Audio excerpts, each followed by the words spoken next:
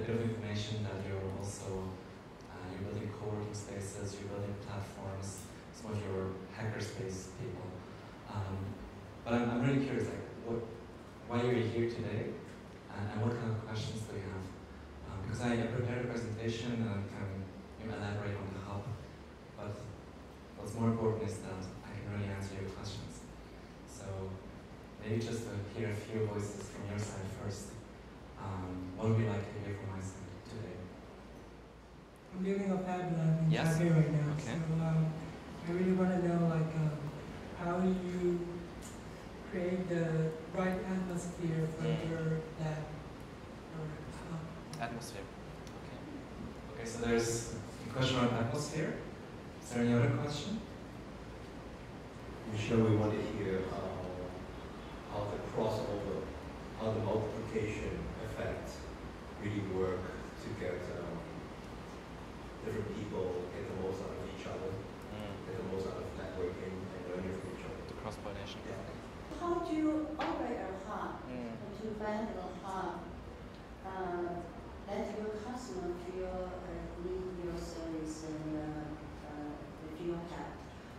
The second point is, I don't know how much is your hub leveraging the outside sources, especially how you link together with the private enterprise to undergo any very challenging or very interesting projects. Thank you very much. 我想要知道，因为我在这边来的时候我没有听过 HUB， 第一次听到，所以我想知道 HUB 在做什么，然后有什么样的作品或是经验可以分享给大家。As everyone knows, AppWorks is an incubator center in Taipei, and with kind of like co-working space and incubator startup team. So here I want to know, how you run your hub and what kind of, like event or like speech or you will organize for those, like maybe entrepreneurial startup or whatever stay in your place. And other things is I would like to know, how you learn from it, how you get people all together. Michel, I think we're going to all open up to each other, so I'm going to ask you some tough questions as well. What is a really good win-win formula of the right different parties involved? And potentially or possibly right now at HUB Zurich, what may be missing at HUB Zurich that you wish for more to make it even more powerful? And by parties, you mean all kinds of players in the ecosystem? Different players, different key players. Yeah. I think as HUB, one of the biggest lessons that we're learning is that it's not about a co-working space or a community even, but more about how do we build the larger ecosystem. And I think that is the challenge also for Do It. Because in the end, I think if you look at what's happening around the world, everyone is really trying to get all the parties together in a win-win formula, so we push ourselves ahead. And then this is really the new development also for the HUB. We're getting more open. So just quickly to say who we are. This is a picture from last year, which shows where the HUB is currently present. The HUB was founded in 2005 in London. Right now there's already 3 hubs in London, and then it kind of spread around the world. First very openly as a movement, then they're trying to give some structure to it. So they built a franchise model around it for a few years, but that didn't work because the local hubs, I guess like you guys, we're all entrepreneurs, so there was a bit of a revolution in the network where the local hub founders came together and said, we don't want to be a franchise, we want to be a network of partners where we are at an equal level. So 3 years ago we changed the whole structure from this, it was all headquartered in London, it actually belonged to the original founder, and we flipped it, where today this structure is that every hub who joins, we have an equal vote. So we're a global association, it's like a cooperative, where we share the co-ownership of the HUB brand. And every local hub just tries to make it as best as possible in their local context. Because I feel this is a very good way of not being completely open, but also not being completely closed, but finding a middle ground of how we really come in and commit to each other, so we can work together and learn from each other. So what's missing on this picture is actually the biggest growth at the moment is both in the US and Latin America, as well as in Asia. There is already a hub in Singapore, which just turned 1 year last week. There's also a new hub in Tokyo. And I was just in Singapore last week with a lot of new people from Bangkok, Kathmandu, Kuala Lumpur, no one from Taipei, unfortunately. But it's really picking up, and we feel that probably by the end of 2015, there should be 100 hubs around the world in pretty much all the big cities, and to really work together. Because our vision was always that, I know that's also why I founded HUB in Zurich, how can we build this kind of do-it platform, locally, which is locally embedded, it's owned by local people, it's very important, but at the same time globally connected. So what we try to do in Zurich is really bring all the different parties together as a hub at the local level, but that's just one part. And the other part is then how do we connect that globally.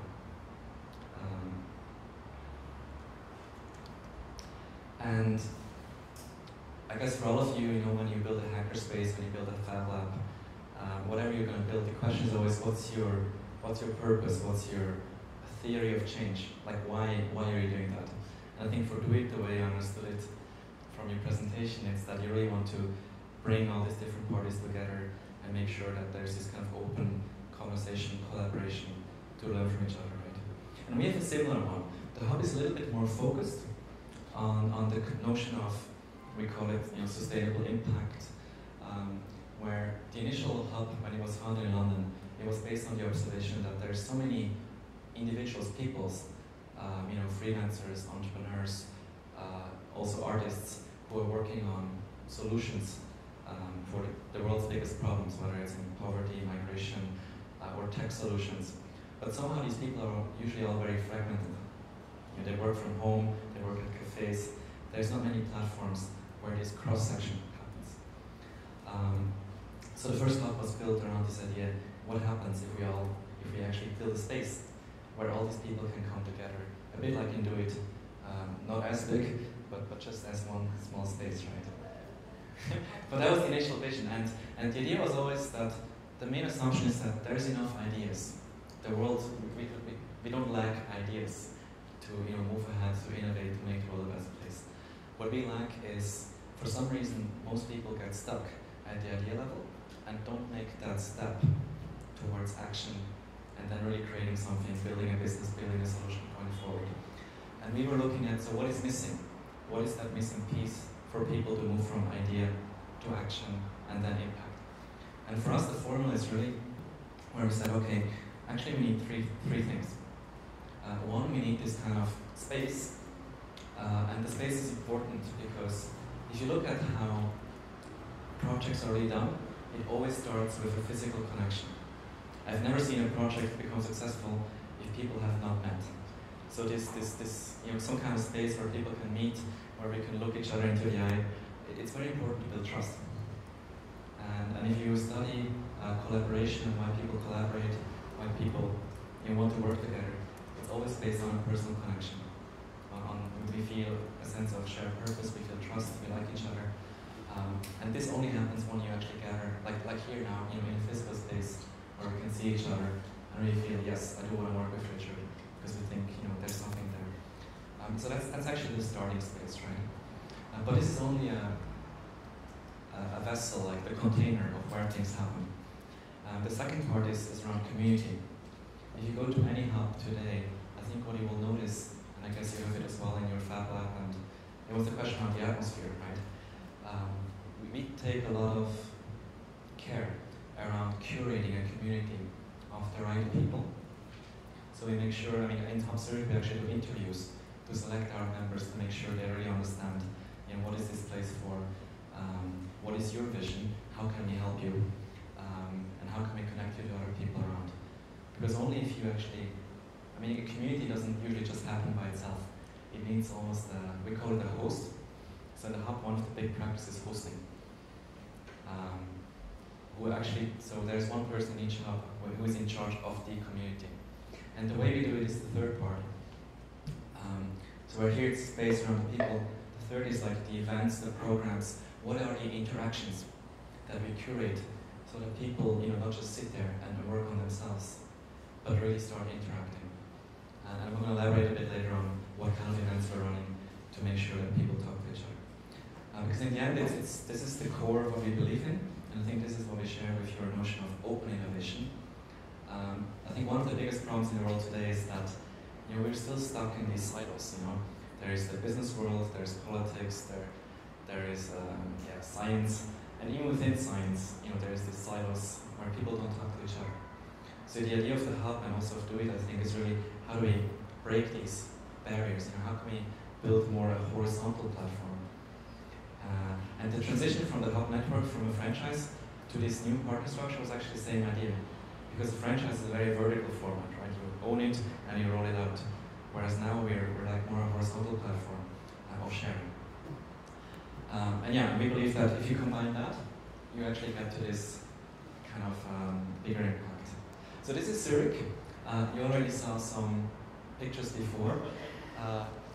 We're very fortunate.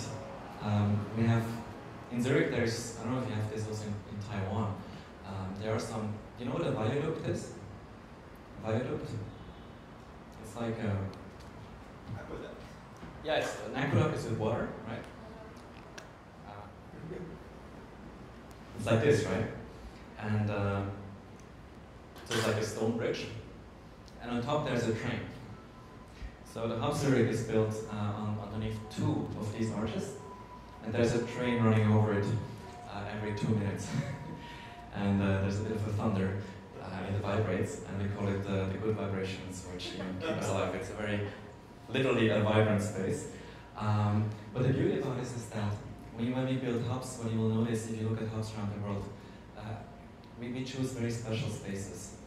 Because we also have an understanding that to think different, you also need a different space. If you're stuck in an office all day with the typical carpet, with the same light, it's actually very hard to think openly.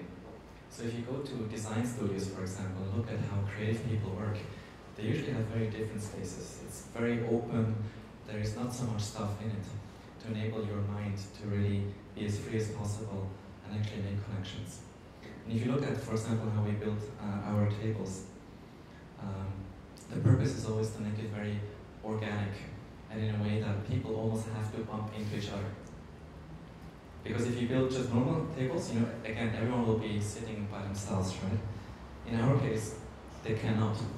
So, if one person sits here, another person will sit here, and then there, and then automatically you're kind of so close, you just start talking to each other. And the HUB is built in a way, I think, you probably know the model. It's a time-based membership, which means that you become a member, and then you just pay kind of a rent based on how much you use it. And it starts with 1 day a month, which is like the lowest level. And then most of the people who have this 1 day a month, they don't even use it as a space.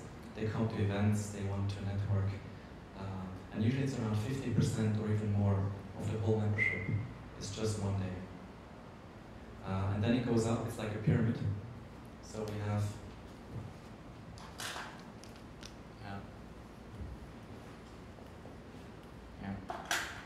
it's like different tiers, right?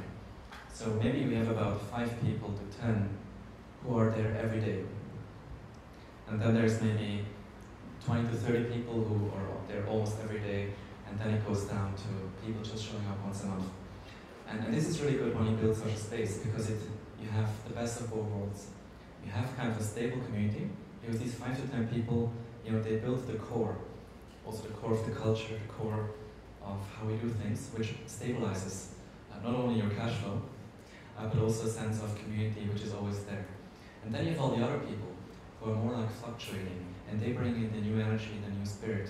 And the combination of both this stability of some of the people are always there, who also take ownership of, I'm a resident, I'm always a core HUB member, and these other people, we call them HUB Connect, who only come for networking. It's actually a very good mixture to keep just making sure that it's not too disruptive, because if everyone would just come once a month, it wouldn't work anymore, because then no one works, everyone's just talking. And it's very important that if you build such a space, people can actually work. So in our case, the good thing is because we have two arches, one is very focused around working, where the other one is more around interaction. And just to give you some numbers, so our hub is 400 square meters, which is average in the hub network.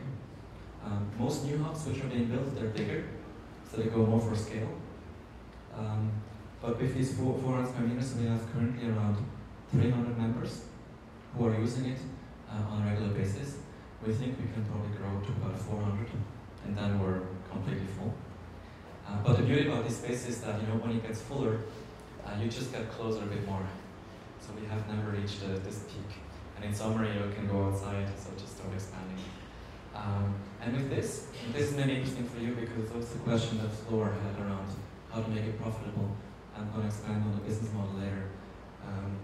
This year, we expect a turnover of about $500,000 Swiss francs, which is a bit more than $500,000 US, just to give you an idea. And the reason why we achieve that is not the co-working, but because we're building programs. And I think that's something good for you to hear as well, because we very quickly realized that co-working itself is not a very good business model. It builds the basis for another business model. I'm going to elaborate on that. Do you have any question around this so far, or should I just go on? So just give you an overview of so who are our members, right? So as the hub, we like to focus on entrepreneurs who are really trying to make the world a better place through their products and services. And just to give you an idea, because it's a very abstract concept, right? We have people like these urban farmers. You might also have some of these initiatives in Taipei. They're trying to bring farming back into the city. And the way they do that is by building an aquaponic solution where they have kind of this greenhouse, structure for vegetables, but underneath they have a fish tank. And the way they build it is it's a closed loop. So the pool of the fish is the fertilizer for the vegetables, which is then filtered and goes back as clean water into the fish tank. So they're building it now as a first commercial structure. It's a for-profit enterprise. And their idea is that really, through that model, the people in cities understand again where their food comes from. Because one of the biggest issues we have today is that people don't really have a relationship anymore to what they eat. But when you have your own, veggies and fish, they might not look as perfect as the ones you buy in the supermarket, but they're their own. And it's really educational to see the difference when you start growing your own stuff. So that's one member we have who's now scaling this all across Switzerland. And they just had their first big capital raise of 2 million euros to start building a structure at a bigger scale. Another example would be electric fuel. I'm not sure if you have it in Taiwan. In many European cities, you have this bike sharing. You have car sharing, but you also have bike sharing. Because in small cities, it's actually more efficient to go by bike. The problem in Zurich is we have many hills, right? Switzerland, Alps. So bikes is sometimes a bit tricky to drive.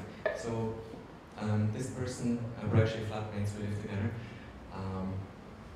is building an electrobike sharing system where people can, really make sure that it's linked to the public transport system, and then instead of taking a car, you can actually take an electrobike to work and go around the city. Bodyboard is also interesting. In Switzerland, there's many initiatives which try to do carpooling, so have people pull up in cars. And what their vision is, they want to do the same for packages, so that you can send packages not by mail, but just send it with people who are already driving somewhere else. And so they start with IKEA, because there's many people who just need maybe one or two things in IKEA, but then it doesn't make sense to go all the way there and then buy it. So they developed this concept of Bring Me, where other people can look at who wants something from IKEA. I'm anyway in IKEA. I just take it as well. I bring it to you to home, and I earn some money with it. And for the other person, it's less stress. So these are kind of models that we're developing. And if you look at also wiki rating, the idea is like Wikipedia, but for rating financial data around countries and companies.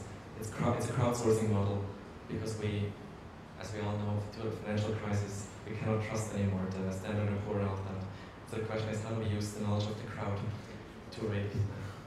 So a lot of these ventures, and I would assume that it's similar in Taipei, are focusing on these new kind of, technologies like the internet or big data, which is possible, and see how can we build new solutions which really use the crowd, which use the fact that we're kind of transitioning from this economy where we're used to owning everything, right? It's a consumption-based economy, towards an economy which is also called the sharing economy or the gift economy, where in the end it's not about, not everyone has to have a car.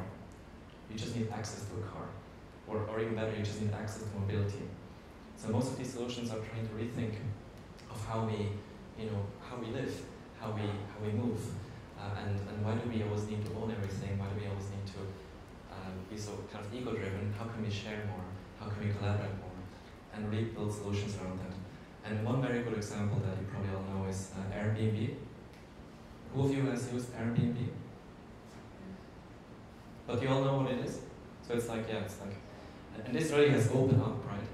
A big market, again, for people to share stuff, which is just kind of idle capacity. So I would imagine that also in your spaces, and for the Do It platform, many of the ventures that people will be working on is trying to understand, how do we link these things.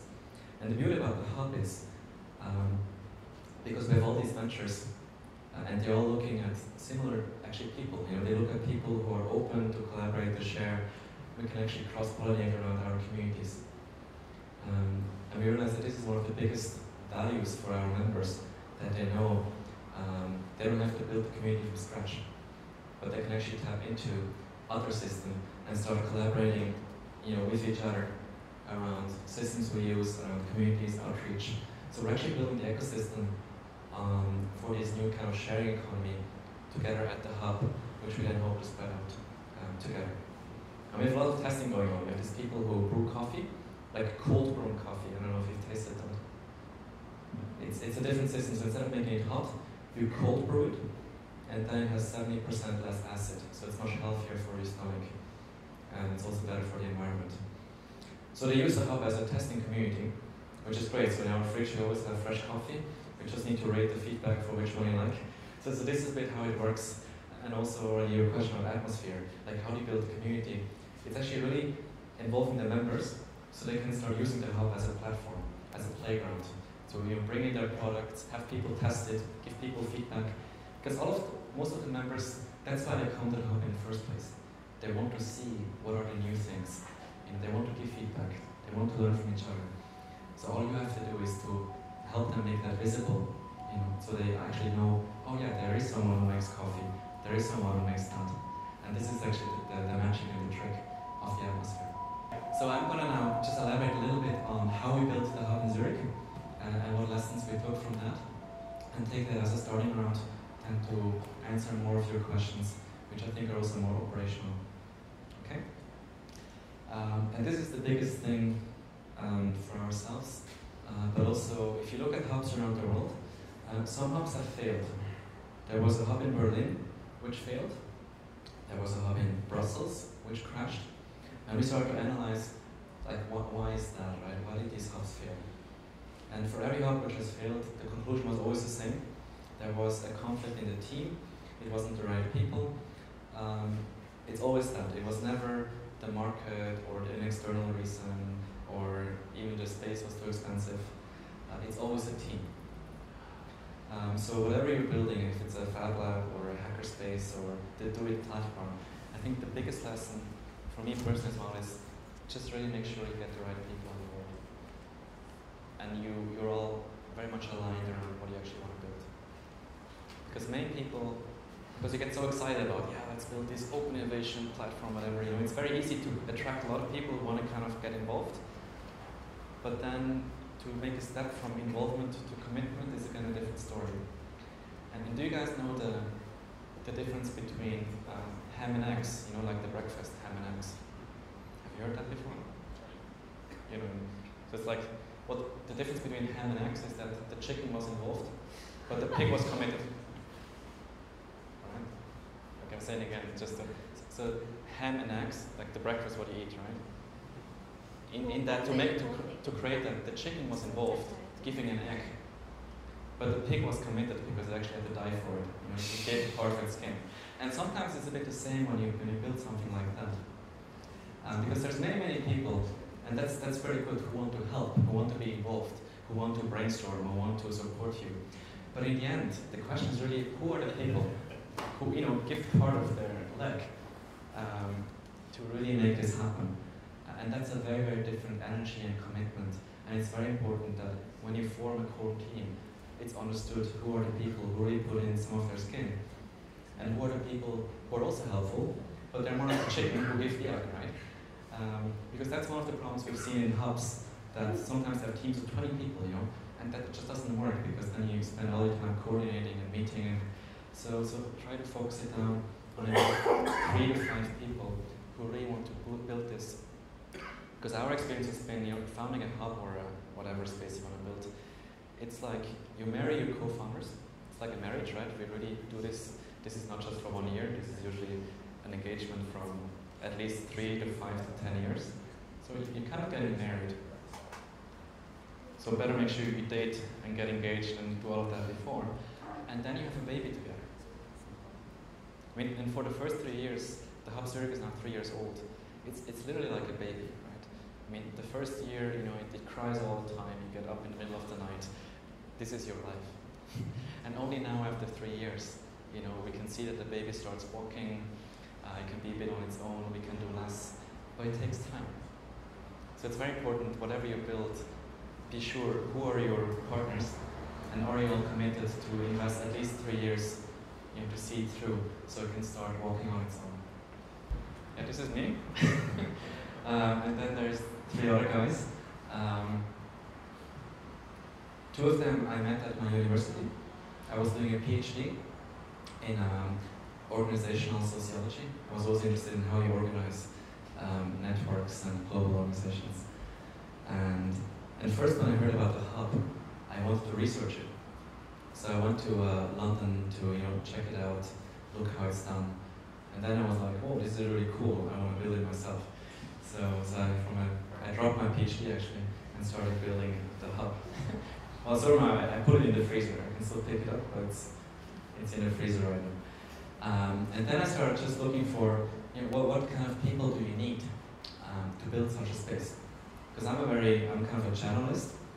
So I have some idea about space, I have some idea about community, I have some idea about business. I used to be a consultant with a big strategy consulting company. But in the end, I cannot do it myself. And one thing we learned in the Global Hub, sometimes we have people applying by themselves. We always reject. Or we say to them, well, it's great that you want to apply, but you need to come with a team, because there's no way you can do that alone. So we say usually a minimum of 3 people. And what we're looking for in these 3 people is at least 3 qualities. Because the hub, or any kind of space, I'll just do this. It's actually, you need 3 things.